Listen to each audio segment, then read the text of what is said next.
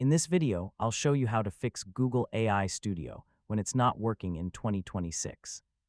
If Google AI Studio isn't loading, your prompts aren't running, or you're seeing an error message, there are several troubleshooting steps you can try on your PC or laptop.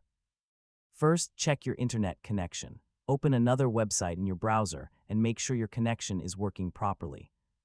If other websites are also slow or unavailable, fix your internet connection before troubleshooting Google AI Studio. Next, refresh the Google AI Studio page. A temporary browser or connection problem can sometimes prevent the interface from loading correctly. If refreshing doesn't help, close the browser completely and open it again. Then sign in to Google AI Studio and check whether the problem is resolved. You should also make sure that you're using a supported and up-to-date web browser. Update your browser if a newer version is available. If the website still doesn't work, try opening Google AI Studio in a private or incognito window.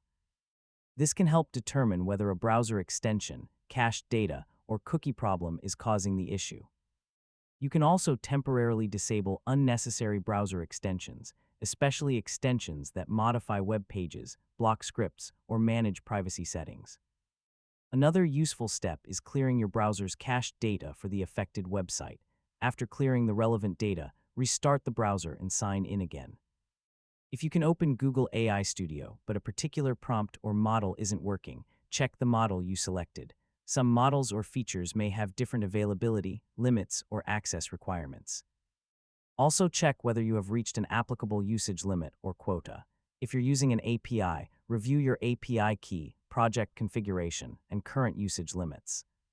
If you're seeing a server-side error, the problem may not be on your computer at all. In that case, wait a while and check Google's current service status information or official announcements. If the problem continues, try another browser or another network connection. This can help identify whether the issue is related to your browser or network.